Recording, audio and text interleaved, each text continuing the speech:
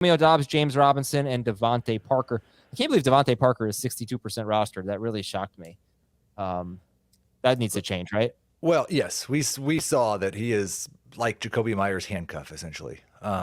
He is the number one wide receiver if Jacoby Myers is not there, and he is the number one pass interference drawer if Jacoby Myers is playing. I think that's all that he did in this game. He might have drawn 2 of them, so that's good for the Patriots, but you don't get any fantasy points for it. I don't know that he needs to be rostered in half as many leagues as he is. Jacoby Myers, by the way, is 57% rostered. What do you guys think about that porridge? Too little, just right, or too hot? I think he's a must roster in PPR. Right. What percentage of our leagues are full PPR? Because I think that's probably pretty close. And he should probably be rostered in half PPR too. Was your sigh hating my porridge analogy? No, not at all. Oh, okay. I thought you were laughing at me.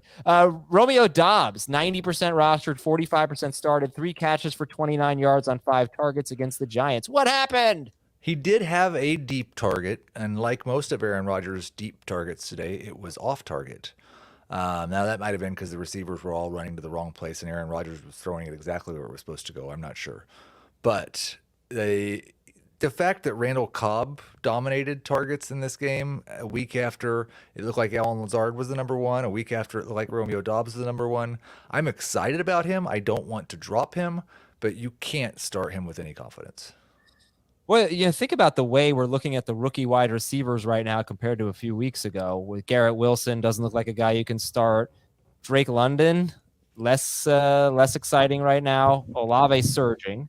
Dotson injured. In the concussion protocol. He's in the concussion protocol. Dotson injured. Who am I missing here? Treylon Burks on IR. So, anyone George else? Pickens is emerging. Pickens, yeah. Yes. But is Romeo Doubs a cautionary tale on George Pickens? They all are. It's going to be hard to find consistency among rookie wide receivers. They go up and down like crazy. We were going nuts over Garrett Wilson a couple of weeks ago. What's he done since? The cautionary tale is getting excited about anyone doing anything good. Next week they're going to do something terrible. Well, except in Seattle, we can buy into that forever. Yeah. And we could buy into Josh Allen. Dave's losers. Actually, real quick. Josh Allen, you're redrafting today. When are you taking him? We had this conversation a couple of weeks ago on a Sunday night show. The reason why he would be more of a second, if not a first-round pick, is because we know which players that we had high hopes for with our early round selections are duds now. Yeah, I'm sorry. I think that he comes into my mind at second overall. It's a round 2 pick, but I don't want it to sound like, and this may not be what Dave was doing. We were wrong for not taking any quarterbacks until round 4. Oh, they were going in round 4. So, I mean, Josh Allen was in our drafts, not in any real drafts. Yeah. I mean, yeah. We should have been taking Josh Allen. We would have all had better teams if we'd taken Josh Allen at the 2-3 turn.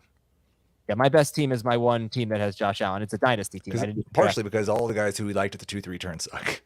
I mean, there's definitely some of that. But like the funniest story I have is that I draft in a league, 14 teams, analysts from every site. I took Josh Allen in early round 6. It's just preposterous that everybody passed on him and didn't want any quarterbacks, and they just waited and waited and waited. And I couldn't wait anymore. Round 6 for Josh Allen. My team's 4-1. You know who I think might be joining the elites? Is Brady again. Which is another thing that we talked about on the show a couple of weeks ago. Yeah, because he got unlucky today. He did. Godwin and Evans both got tackled at the 1. One of those touchdowns did turn into a Leonard Fournette touchdown catch.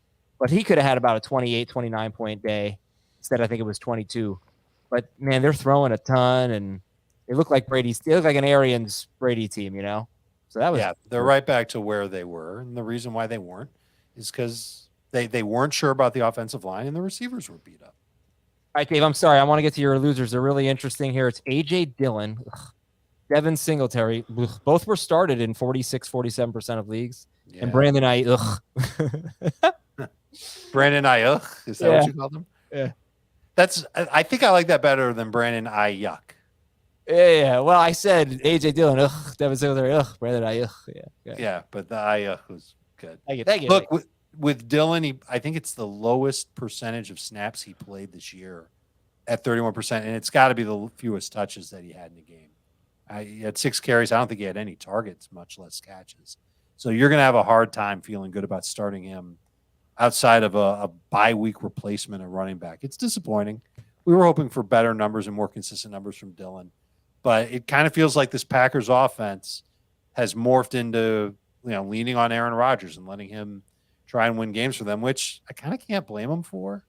The receivers last week, they were really good. Dobbs was good. Lazard was good.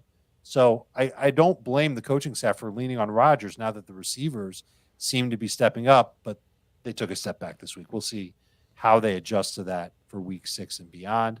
The next loser was Devin Singletary. I mean, it sucks when the Bills score a bazillion points and Singletary isn't involved. He played a ton. He played 64% of the snaps. They only had 1 snap inside the 10 in the first 3 quarters. The 64% of the snaps in the first 3 quarters. I didn't count the 4th quarter. It was a blowout. He didn't play anyway. He's going to have his games where he does well, but I almost think you look at him as a slightly better version of A.J. Dillon at this point.